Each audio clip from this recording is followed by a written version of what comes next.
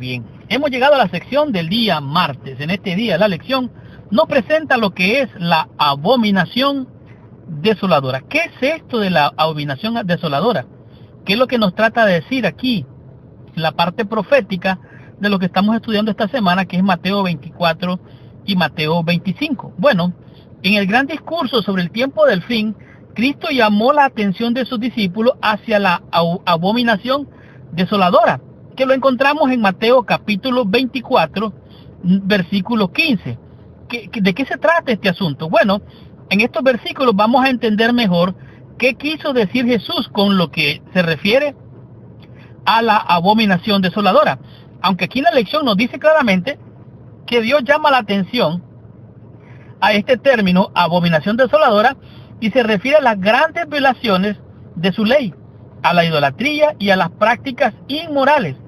Esta es una especie de apostasía, en otras palabras, de abandonar la fe original y enfocarse a realizar prácticas contrarias a lo que es la sana doctrina. Ahora, Jesucristo llamó también la atención a esto para mencionar que orásemos, dice, para que vuestra huida no fuera ni en invierno ni en día de reposo. Ahora, póngase usted a pensar en un crudo invierno donde las condiciones climáticas no son favorables para tener una persecución. Ahora, póngase usted a pensar que el pueblo de Israel se reunía los sábados a adorar. Entonces, si en día sábado era la persecución o la desolación, desolación asoladora, ellos serían fácilmente apresados. Entonces, al leer en el libro de Mateo, capítulo 24, versículo 15, nos damos cuenta qué es lo que está diciendo aquí el Señor. Mateo 24, capítulo 24, versículo 15, dice así: por tanto, cuando veáis en el lugar santo la abominación desoladora de la que habló el profeta Daniel, el que lee entienda, dice allí. Entonces, el profeta Daniel hizo referencia a esta abominación desoladora, que es lo que quiso decir Daniel con esto.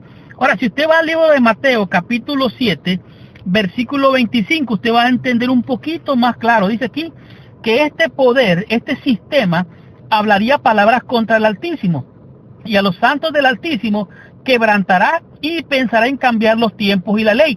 Aquí está contrario a la ley de Dios. Dice, y serán entregados en su mano hasta tiempos y medio tiempo. Aquí vemos claramente. Ahora, pero en el transcurso de este tiempo, de este asunto, usted se va a dar cuenta que este poder o que estos versículos aclaran lo que es la predicción de Jesús. Cuando la terrible destrucción vendría sobre la ciudad de Jerusalén, este es el lugar santo, diga bien, el lugar santo. La abominación, la destrucción vendría sobre la ciudad de Jerusalén por haber rechazado al Mesías. Prácticamente ellos recibieron maldición.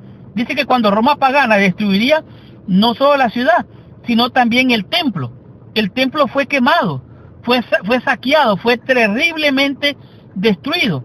Ahora aquí podemos ver entonces que hay un cumplimiento de esta profecía y de los acontecimientos en el momento inmediato, o sea, en el año 70 después de Cristo, o sea, 70 años después estaba ocurriendo la destrucción de Jerusalén.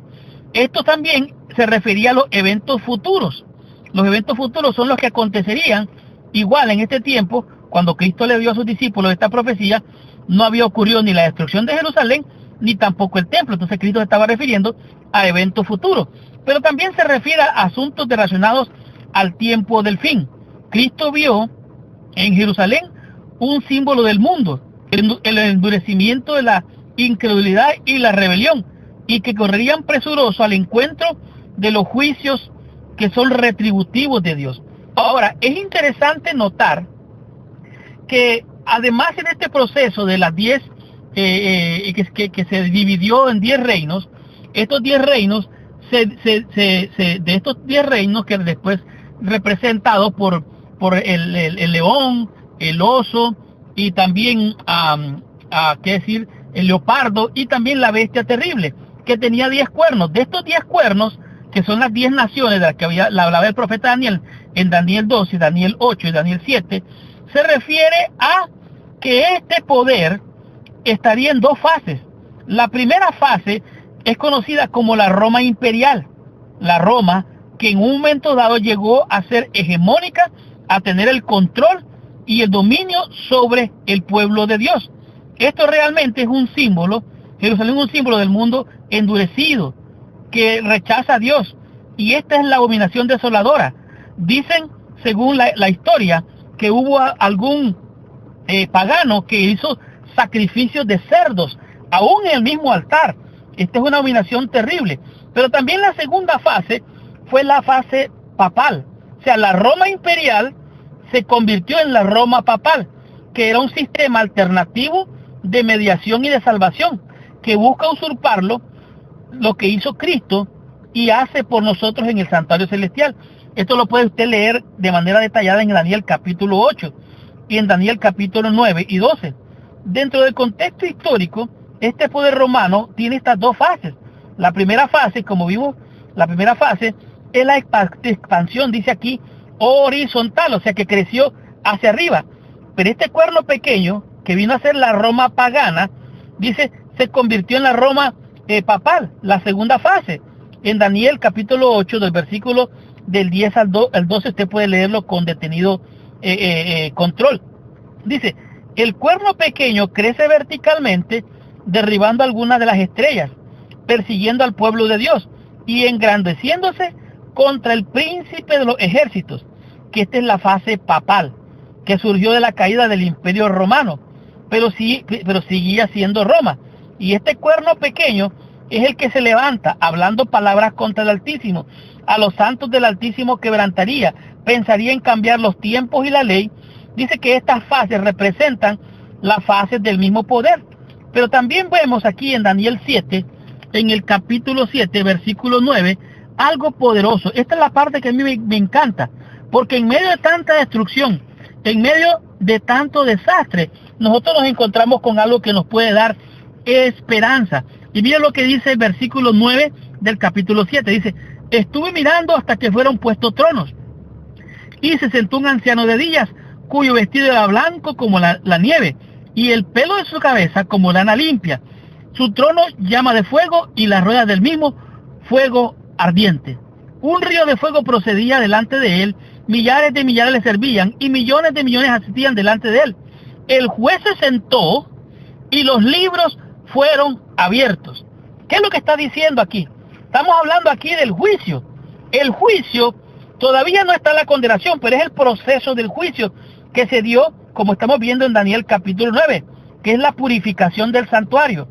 Todo eso que un día fue abominado, fue pisoteado, fue echado por tierra, presenta que este poder que haría señales y prodigios y echaría por tierra la verdad, apunta a la intervención de Dios en favor de su pueblo. En otras palabras, aunque la abominación desoladora es terrible, esto es algo que no puede el ser humano concebir ni entender, pero en medio de la desolación, de la abominación desoladora, destrucción, muerte, paganismo, todo contrario a la voluntad de Dios, el Dios del cielo levantará un reino, el cual no se ha dado jamás a ningún otro reino. Entonces, aquí nos da esperanza, que en medio de la tribulación tenemos la confianza de que se levantará Miguel, aquel que está de parte de los hijos de Dios. Aún en medio de tanta tribulación, hay poder en el nombre glorioso de Jesús. Estudiemos la lección en el día miércoles y comprendamos qué nos dice en este día de lección con el tema que es las 10 vírgenes. Estudiemos la lección y recibamos nuestra bendición.